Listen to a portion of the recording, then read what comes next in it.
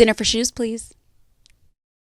Seasalt Cornwall makes beautiful quality clothing and accessories designed to inspire a life worn well. Founded in 1981, their home on the southwest coast of Britain is famous for its beautiful windswept hills, sandy beaches, and rolling hills. Everything they make is designed in their coastal studios, inspired by Cornwall's artistic culture and maritime heritage. Seasalt celebrates individuality, and their collections are crafted to bring creative, confident dressing to everybody. Seasalt believes modern style has a slower pace. Their designs focus on quality and longevity, and they are committed to reducing the impact of their business on the environment. Hello, and welcome to an episode of Dinner for Shoes. I feel like this is like making everything look really messy. I feel like I should just be wearing it. This is a festival season episode. Specifically, we had on a special guest, a very special guest. I've been trying to work with BaubleBar on a Dinner for Shoes episode for a while, just because I really love them. I love personalization, customization, and all of that. And I just was so excited to finally partner with them. I am interviewing today as our special guest, Daniela Yakubowski, who is a co-founder. She also founded BaubleBar with Amy Jane, her friend. If you don't know their story, you should definitely look into it. There are YouTube videos about them. BaubleBar has been around for so long. Today's episode is sponsored by Seasalt Cornwall, and they also are clearly a great brand for festival season dressing, as they outfitted me for today's episode, and we're going to talk through all of that. But before I really get into details about the outfit that I'm wearing, I do want to mention a few more things about Seasalt. They are a brand that's been around for so long. If you listen to the ad at the beginning of the video, you would know that. They have just launched Creative Circularity, which is an initiative to generate less waste in the clothing industry by using more recycled fibers and fabrics. We love that. You know, we love working with brands that adopt these initiatives and really make them company-wide. As part of this, they recently released a limited edition collaboration with Beyond Retro, made using high-quality reclaimed denim, and that is where my set is from today. The second I saw this little set, I was so obsessed with it. We're gonna get into how exactly I styled it, but in just a sec. The collaboration will repurpose around around 814 kilograms of textile waste, which is a ton.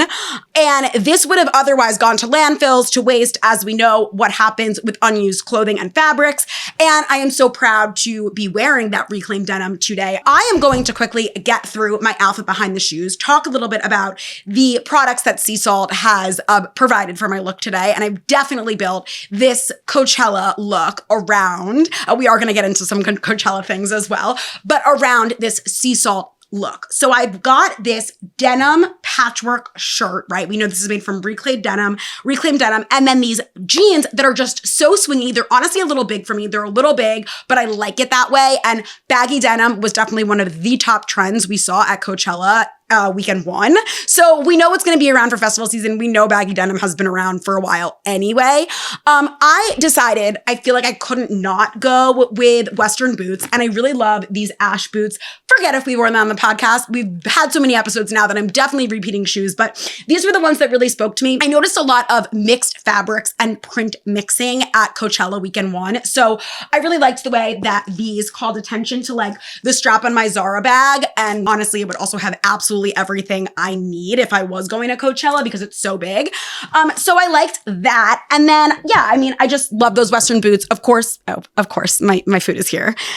Very excited. I knew that was going to happen and that I was going to have to stop to let the DoorDasher in, but I didn't know when it would be, and I wanted to surprise you all. So I will have to pause to go get that, but Megan will cut that. Okay, so anyway, I do think it's very important to be in a flat heel when you're at Coachella in the desert. Now, I've been to Coachella, and this is actually related to the food I'm about to eat. But I've been to Coachella, I think it was in 2015 when I went. You might want to fact check me on that. I'm not sure, but it was a very long time ago. So that's like 10 years ago. And to be honest with you, I don't need to go again. Don't know. I'm just not like, it was great. And I think if you are seeing, like I saw Florence and the Machine and I saw AC/DC, and those two performances were life-changing. So I get wanting to go if you absolutely love an artist. Like people are obsessed calling this year Gagachella. Of course, like 100%. Yes, amazing. But it is really tiring. It really, really is. And I personally don't have as much energy as I used to. So 2015 was my Coachella day, the one day that I went. And like I said, it does relate to what I'm about to eat. But let me keep getting through the rest of the outfit and the shoes. Okay, I had to tuck this little, which by the way, this could have been used as a bandana, but this is from Seasalt and it's a really cute printed little scarf. Like you could wear it as a neckerchief. You could wear it neckerchief. Hold on. Hi, how are you? Thank you so much. I got my food. Okay, so we'll get to you food. Girls, don't you want to be in this episode? I don't know what's going on here. So, I'm wearing this little white crop top by ASOS, actually. I love it. I cut it to be right under my tits. Love that, for me. And then what else am I wearing? Because I'm wearing a lot of things. I'm wearing BaubleBar jewelry, but of course, we are about to interview Daniela. You're about to hear our conversation. And Daniela's conversation will focus more on festival trends in general and how a jewelry company prepares for festival season. So it's not hyper focused on Coachella. But so anyway, we've got this Zara bag and I decorated it with these BaubleBar bag charms. I think of BaubleBar as the go-to for festival season jewelry and accessories. And I've got my BaubleBar earrings in, my BaubleBar pendant. So my outfit is a complete mix, save for the ASOS tee, of Seasalt and BaubleBar, and I wouldn't have it any other way.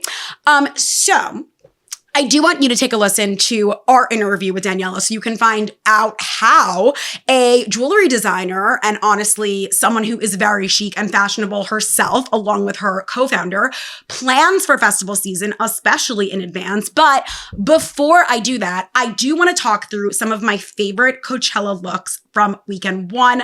A lot of people know that Coachella weekend one is honestly like where it's at. A lot more celebrities and influencers go. Honestly, it's just very influencer-y culture there now. And I think that's another reason why I'm just like not that much about it. But I do love the idea of it. And I want to say that I kind of identified my own trends, the influencers I follow, the celebrities I follow, people who were there, the looks that I thought they were going for. And I kind of defined it as, I think there's this futuristic space age grunge trend going on at Coachella this year. And then there's like Western bohemian, which we always really see because that's like festival season in its essence, but with a decidedly more whimsical, Chloe infused, that bohemian look, spirit, and then sexy sport. Sexy sport, I love. I think that is my favorite of all the trends that I noticed for Coachella weekend one. And I'm going to talk about some of the people that mastered these key 2025 trends. Then we'll try the food that relates to Coachella and my first time at Coachella. And then you will go take a listen to my interview with Daniela so that you can think more big picture about how a jewelry designer actually approaches festival season before it even happens. Because as you know, jewelry designers have to be thinking ahead, right? Their collections have to be there and shoppable when people are literally shopping because they know they're going to a festival. And festival season is so much more than Coachella. Like there's Glastonbury, there's Bonnaroo, there are so many great festivals. And we want to talk about the season as a whole, not just Coachella. So let me just like harp on Coachella a little bit more, forgive me. Okay, so first of all, I just want to say that there was this Miu Miu cowboy hat that was literally everywhere. I think like 3 of the people I'm about to mention have it and wore it. You weren't anyone unless you had the Miu Miu cowboy hat. But I think in essence, it just kind of speaks to what a great year Miu Miu had. Miu Miu has been having some great years for a while now, some great seasons for a while now. And as a Miu Miu fan, I personally love that. But these people really got it down. So Charli D'Amelio, she wore these really cool Roberto Cavalli shorts that she sourced from Opulent Addict. We love a thrifter, right? And they were black, but she wore it with this like black lacy top, and the juxtaposition just totally did it for me. It was so good, and she was styled expertly by Carly Barrow. So really actually was surprised by Charli's look. I loved that one. Now, I was very surprised by Kendall Jenner, who honestly like can set her own rules, set her own trends. And she kind of went against the grain when it comes to like all these other trends that I just mentioned and was very ladylike at her 818 activation. She wore the Proenza Schuler Kendall dress, which is just so appropriate. We all know that I have a denim set named after me. So like, I'm like you, Kendall. Celebrities, they're just like us. And then she wore the Row sandals, which I really liked because they were just these like rubber platform sandals and they were kind of like different than what you'd expect to see at Coachella. You know what I mean? And then Olivia Walker, aka Liv, I just know her as Liv from Love Island. I saw a bunch of the Love Island people at Coachella, and I was just so down with Liv's looks because they established this like sporty vibe, sexy, sporty. I was all about it. She really nailed it. She was in this like Acne Studios jersey that she kind of like tucked up into a crop top with short shorts by Wang. And she literally said in this like cute little reel that she made with Kendall and Kaylor, she was like, no one's going to tell me my shorts are too short. And that seemed to be the vibe of Coachella Weekend 1. She was wearing New Balance sneakers, New Balance fan. Ran the New York City Marathon with them, will always be a New Balance fan.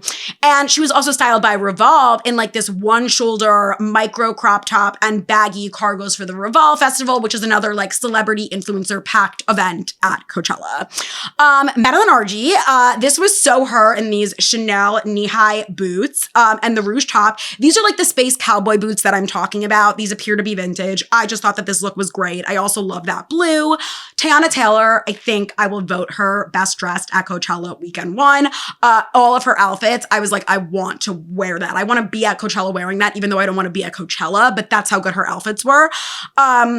She wore very cool Acne jeans, actually, with a Western desert print. And they had like a bunch of belts and then just like a desert scene.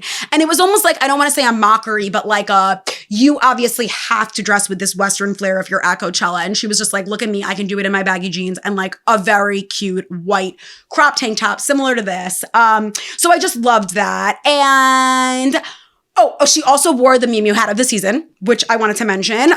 She wore this with a sheer maxi skirt. She alluded to her relationship with Aaron Pierre with this like little gold belt that said his initials. Very cute, kind of like the Taylor doing her little thigh chain thing with T. Okay, we get it. Everyone's doing that. Maybe I should do that. And then just to totally seal the deal for me, her last look really spoke to me too. She had this like bucket hat on, kind of like camo, baggy jeans moment with Timberlands. And I thought this was really cool. Also with like the oversized waist bag. I also noticed June Ambrose, who is a designer and really nailed it for me. She wore really cool Adidas looks. She wore these like Adidas oversized baggy stitched boxing shorts for one look with platform combat boots, which like they screamed Coachella for me. And then she also wore like a Rouge Peplum Adidas jersey. And she wore this hat that has kind of been known, it's kind of become her signature. Like if you go on her Instagram, you'll see she has like all different iterations of it. The hat is by Kia Tulay. They're known for creating the original bunny lid. I would say definitely check them out, but here's fair warning, they're very expensive as a brand. Izzy Poopy is a influencer who I recently stumbled upon. I think she's just like quirky and has a similar sense of style to me. And I just wanted to call out that I really appreciated what she did for one of her Coachella looks. I feel like now there is this like influencer culture. There are designer looks. There are vintage looks, like looks that you could literally wear on the red carpet. Some of these celebrities are wearing to Coachella. But I really appreciated that she did like this DIY, make my own halter top. She literally like stacked on Pandora beads onto a choker, made a halter. It all matched. And I thought that that was really cool. You know, it didn't like scream today's Coachella, but it screamed like maybe when I went back in 2015. And I appreciate that. I appreciate some nostalgia. And then Emma Chamberlain. I've always appreciated Emma Chamberlain's style. She's always been kind of like quirky, eccentric dressing. And I like how she leaned into the Chloe boho trend a little bit with her first look. I feel like that was kind of unexpected for her. I liked the way she posted her Coachella looks too, which literally showed her like getting dressed in real time. I like that. I like behind the scenes. I'm sure her followers and fans will like that too. And then I also liked how on day 2, she kind of like layered her tank top with a red belt, just did like accents of red. It was sporty, cool. Again, that sexy, sporty moment that I just really appreciate. Amelie Sinlev, who's another influencer, she just nailed this like sport grunge thing. She's got the jersey and then grunge on the bottom. She's got quirky little details and rings, a classic bandana, which just like screams festival season to me. And she also has the Miu Miu hat, just like everyone and their mother. And then Dylan Mulvaney, I loved this look. She wore Mirror Paillet. I love that brand. I love that label, but she wore them the entire weekend. And one of her looks was like pink and overly femme. And then the other one I absolutely loved, this stunning crochet maxi dress. You could see like her swimsuit underneath. I just was obsessed with that. I think the color was really special. Now, before you check out our interview with Daniela and you learn all about BaubleBar and how they approach festival season trends, I want to try my meal, my go-to meal when I think of Coachella, and it's anything and everything coconut. And Megan, my producer, didn't know what meal I was going to be eating for this, but she's allergic to coconut, so I'm sure she will love this. Anyway, this bowl literally screams coconut. I got a bowl from, I don't even know where I got it from, Playa Bowls. Playa Bowls, sweet. Welcome to Pineapple Land. Oh, okay. Everything is fine. Everything's fine. Kit, come help me. Come help me. I gotta bring the cats in because they need to like make their Coachella debut, but I did cover Trish. I was like, there's like a blanket on that side of the couch, and I like covered her because I needed like the blanket to go away, and I think she's mad at me, so she kind of like ran off. Now, when I think of Coachella, I think of coconuts because I remember that the first time I ever went to Coachella, like I said, I think it was 2015. I just remember that everyone was drinking out of coconut. And I needed that drink. And I went for work, and this was like the first event I ever had to cover, and like my first like press trip, and I like didn't even know what I was doing, but I do know that I was really, really obsessed with getting this coconut, and it was like so expensive. So when I think of Coachella, I think of coconut, and I was such a little youngin' and needed to drink out of the coconut. Oh my God, my alarm is going off that I have to move my car. Fuck it. Oh, Trish, you're coming up. Kit, do you want to smile again for the camera? Come on up. Come on. But don't put your butt in my face. Balls. Now, I do want to also mention what's in this because I forget what I got, quite honestly. Coconut. Oh. It's like, what is she going to do with that lid? You know? Like, what is she going to do with it? All right, go bring that to one of the other stages because we're at this stage right now and we're eating our food. The Coco Power Coconut Bowl comes with vanilla protein. I think that's what stood out to me because I was hungry when I ordered it and I was like, I need some protein. Topped with granola, banana, coconut flakes, and almond butter. So let's dig in and try this. Okay.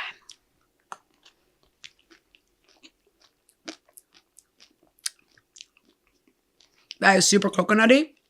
Megan, hands off. But wow, that is fucking good. I really, really, really love that. Oh my God, this is very coconutty. But it almost tastes like ice cream. It tastes like ice cream. Actually, let me get a banana as well. I love bananas.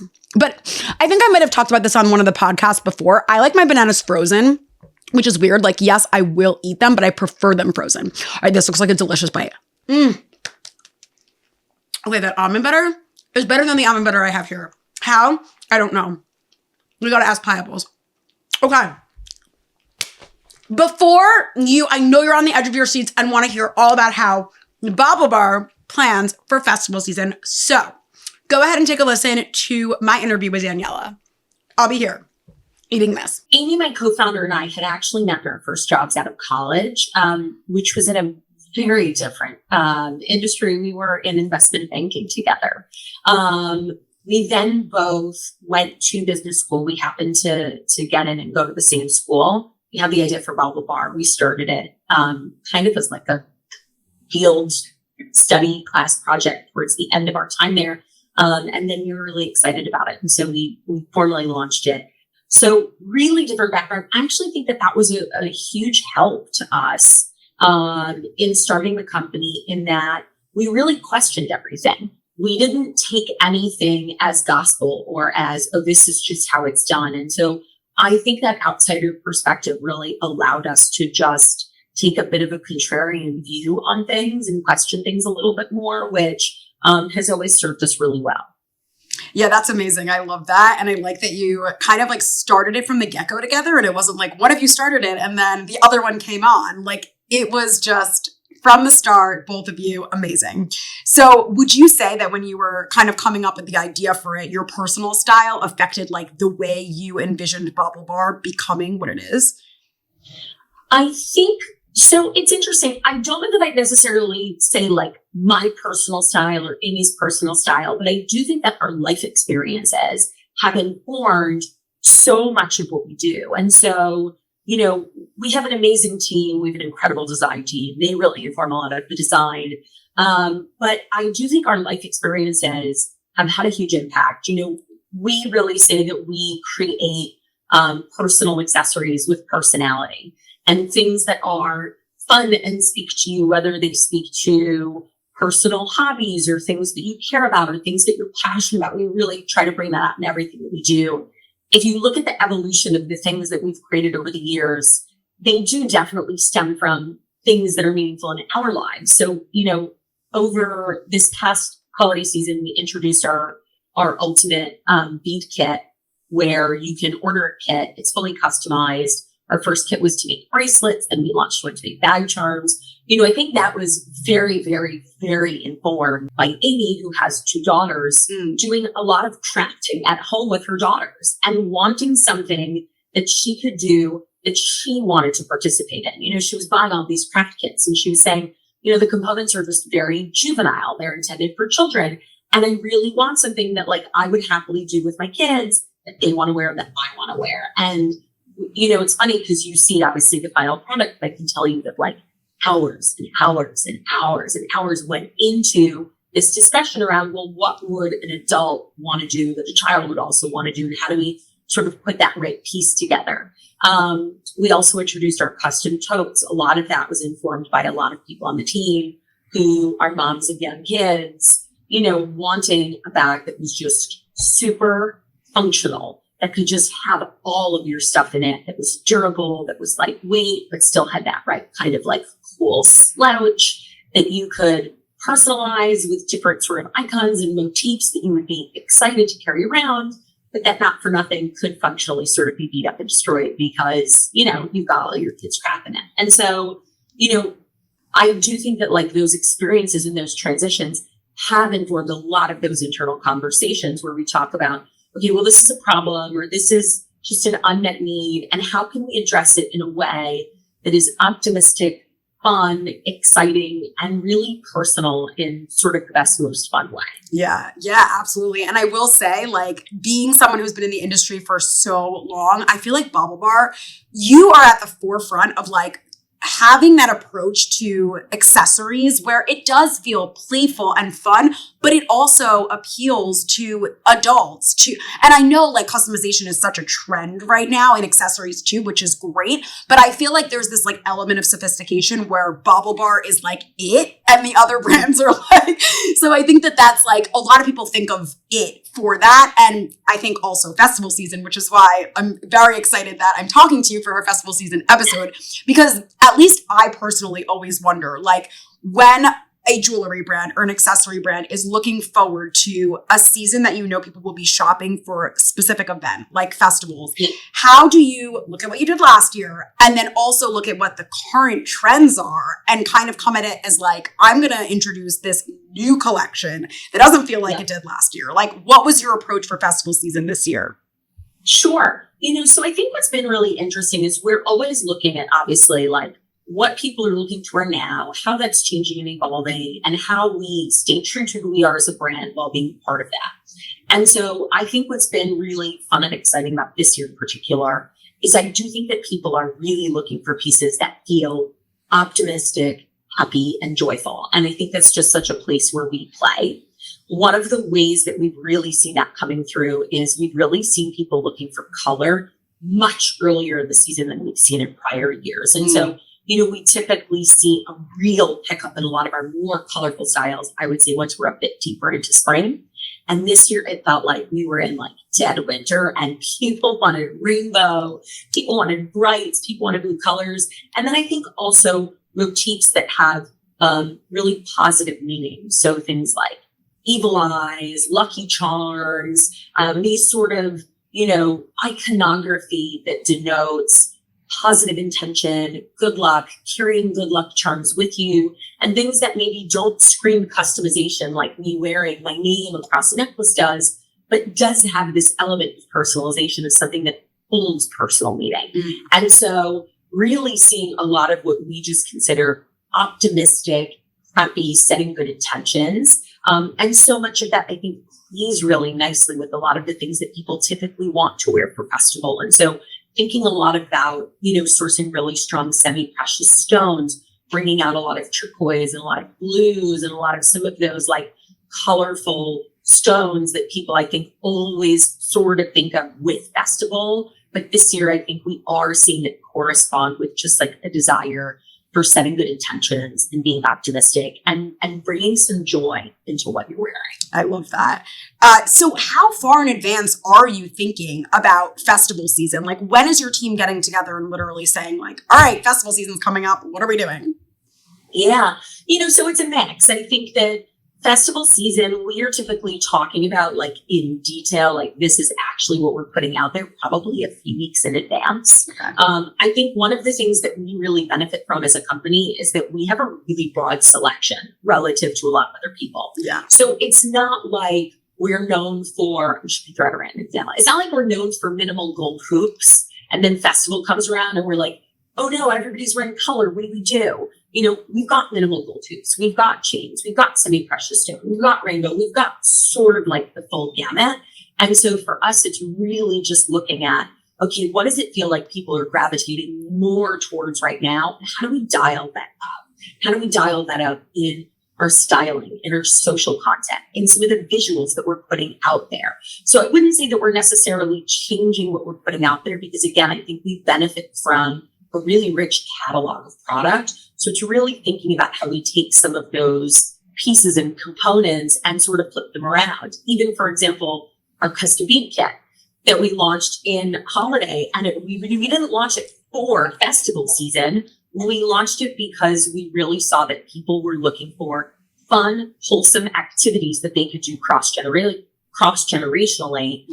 But then we did this post where Alex Earl pulled hers out for Ultra and she posted these videos of her doing them with her sister for Ultra. And like, that's awesome. That wasn't the intent of the kit. The kit was about people coming together. So I guess it was the intent of the kit. She made bracelets with her sister. It just happened to fit really nicely with them going to, music festival. And so I think there tends to be that sort of fun broad application. And then we take those things and we put them front and center in our content.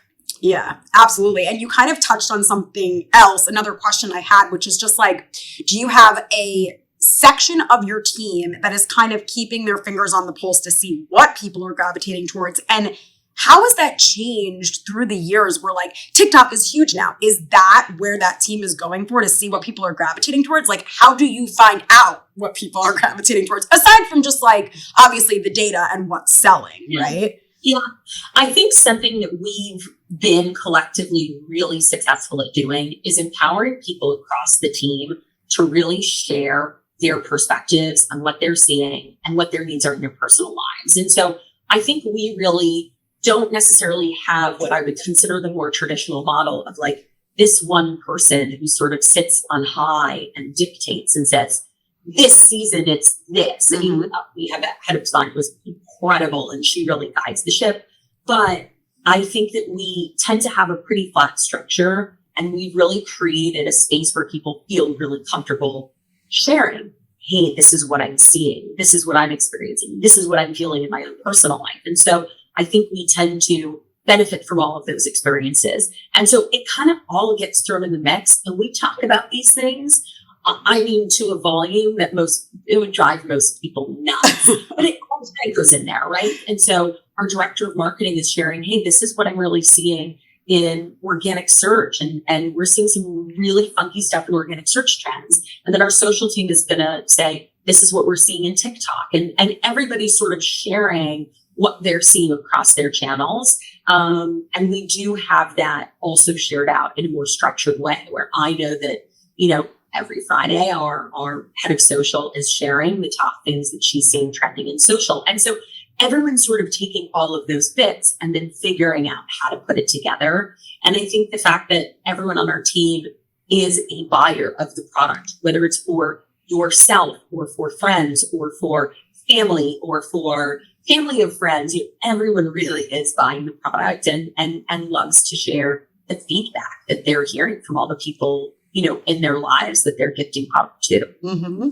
I actually didn't even know about the trend that I'm about to present to you, but like I was doing some research on my own and I was like, what are like the big jewelry trends right now? Because I know that there's been like a return to, I feel like chunky, like bigger pieces, which I love, but the personalization stuff is still there. Like you said, I think there will always be, especially now with like the current world, just like this desire to make things that make us feel happy and that like represent who we are. So love that for BaubleBar. But the boom boom fashion trend is just like kind of the way I think of it is like we had this quiet luxury trend and now boom boom is like super ostentatious, maybe a little bit flashy. How is BaubleBar tapping into that? And do you feel like that speaks to festival season?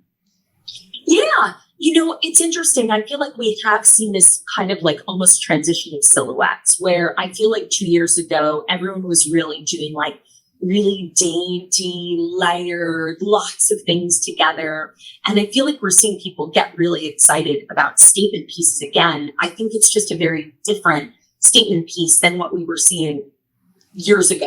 I would say like 8 years ago, you think about a statement piece for festival and it's big, giant, colorful piece. Yeah. And I feel like now it's a lot of structured metals. And so we've seen such an excitement about structured wristwear, bangles and cuffs, whereas people really weren't looking for bangles and cuffs nearly close to this volume 2 years ago. Yeah. And that's been huge. But even that we find has such tremendous application for personalization. And so we have really great structured bangles and cuffs. We've also taken, our bubble font, which is our most popular font in customization right now. And we took our extremely popular bubble font and we have that on like a really thin, wired, structured cuff. And we're finding that that's also something people are really gravitating towards is, I want to put that with my structured wristwear. I still want that sort of element of something that feels personal. On the necklace side, we're seeing the same thing, kind of going back to this idea of color. One of our best-selling custom styles right now is a semi-precious beaded necklace that has sort of the bubble font in the middle, where you can have that sort of bigger, beaded, chunkier necklace. Maybe you don't want to wear, 10 really delicate, dainty layers. And then we also, again, for those who don't want something that's fully custom, we've got the great classic standard, like chunky gold cuff, structured gold bangles, chunky chain necklace. I mean, I'm wearing one now.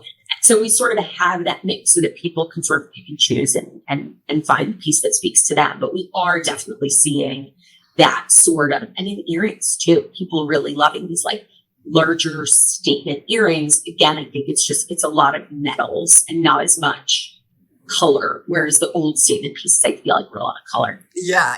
I'm wearing, for this episode, I'm wearing the flower ones that you guys sent to me, which I absolutely love. And I feel like they really speak to that. I also just I like the return of bracelets because I feel like at least me personally lately, I like haven't been into them the past 2 years, but I'm like feeling it now. And I love too that like the bubble font kind of came back around because BaubleBar's like that speaks to your longevity as a brand. Like BaubleBar's been around for so long and it's cool that like something that really spoke to your clientele like in the beginning is now being used in a different way. Like that just must be such a cool feeling. Is BaubleBar excited about any other partnerships, whether it's for like festival season or just upcoming in 2025 with celebrities and influencers that you'd be excited to share with us? Sure. So we actually have a really large licensing division. And I think that's been something that's been so fun and interesting for us to explore. We started it with Disney. We then launched NFL and MLB. So one of the things we actually just launched is our collegiate collection, which has been really, really exciting to watch people participate in that. People who are both at school and then also people who have graduated, but really love going to watch games, going to support their sports teams and want to wear a little something. Again, I think one of the things that makes our assortment so special is it's about how you sort of mix and combine all of your pieces and wear them together and create your own unique sort of look. And so it's been really fun to watch our audience just respond so positively to collegiate and get to, again, you've bought structured wristwear, you've bought all these bracelets, and now you can pick something up that sort of represents your college. And when you go to watch the game, you've got a little something where you're showing your school spirit. And so that was something that we just launched about a month ago.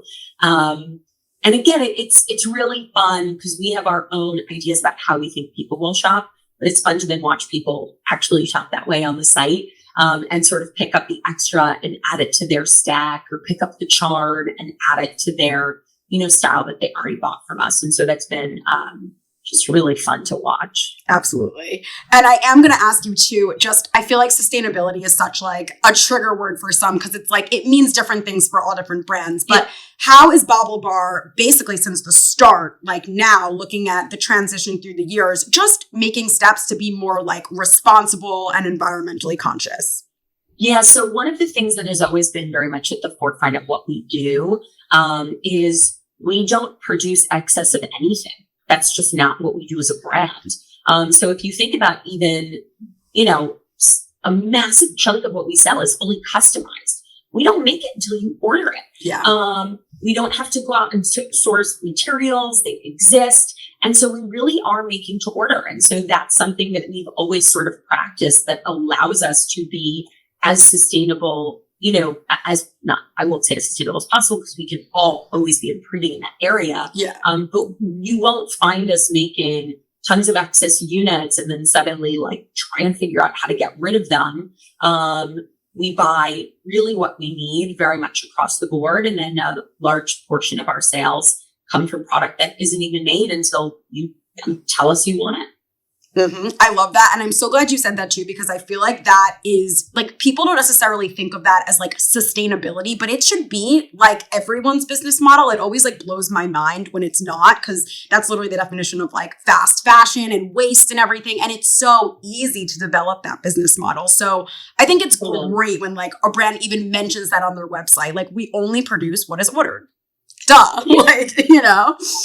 And now, okay, let me ask you about technology too, because I know that there are like some really cool techie accessories and jewelry out there.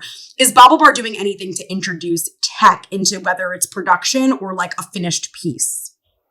Not right now. I think what we're finding is, listen, we really know what we do well, and it's really about joyful, happy, personalized accessorizing. We do not develop technology from scratch. I don't think that's where we are right now. Maybe in the future. But what we do say is we'll accessorize your technology. And so, our phone case line is one of our most popular products. People absolutely love it. I think that's probably the product I see most everywhere. Like I'll be out in the world and see complete strangers carrying phone cases all the time. It makes me so happy. It brings me so much joy. And I think that's a great example of, I don't know that we necessarily would want to start building that skill set or that muscle. We can absolutely accessorize your technology and make it, again, just feel more personalized for you, whether it's with color or with a name or with a phrase. I think that is an area where we really do an amazing job. 100%. And I think what you said about seeing the BaubleBar pieces out in the real world, like when you're walking by someone on the street, touches on my final question for you, which is just like BaubleBar has been around for a while now. What would you say are some of your, like, since inception, the most rewarding moments for you as a founder that kind of keep you motivated to keep going? Yeah, I think for me, one of the biggest things is I get to do it with my best friend. I think probably the thing we get asked about the most is, oh my God, you and Amy have been doing this together for 15 years. Do you actually really like each other? We do actually really love each other. Amy's legitimately my best friend. And so I'm just really lucky that I get to do it with her. And that I have somebody that I get to share the wins with. I have somebody that I get to lean on those days that I just like want to punch a wall. And I've got that person who just sort of knows, right? She can look at me. I mean, this literally happened like literally yesterday morning. We were on a call and she texted me. She's like, "Are you okay?" And I was like, "No, I'm having a morning." And she's like, "I can tell." Yeah. And it's those little cues that like other people can't really pick up on, but she can pick up on because she knows me like that. And I can pick up on with her. And I think to go through all the highs and all the lows and all of the everything and the evolution with somebody that I really think of as my sister, and to be 15 years through it and genuinely still love her that much, is special, unique, and rare. And so I really, I feel really grateful for that. So cool. And everything that you were just saying totally relates to like the way that me and Megan, or my producer, is my sister-in-law. And it's so funny you said that. Like, if I'm recording an episode and she's editing it like the next week, she's like, what was wrong that day? Like, you were not like what was going on? And I just love that. And I feel like it's like, of course, because if she really is your best friend, like, it doesn't surprise me at all that 15 years later, you're still doing the best you can do and like you're even stronger. So I love that for you both. Thank you. Welcome back. I really hope that you enjoyed my interview with Daniela and you learned so much about festival season, about the trends. And I hope I'm making you want a coconut bowl. And that Kit is too. She figured out that there's nothing she can do with the lid to this, so she's now back for more. I will say one more time, this episode has been sponsored by Seasalt. Definitely check them out. They're awesome. I'm obsessed with this set. We love you. We will see you soon for another very special episode next week. Bye. And so I'm doing that a lot today.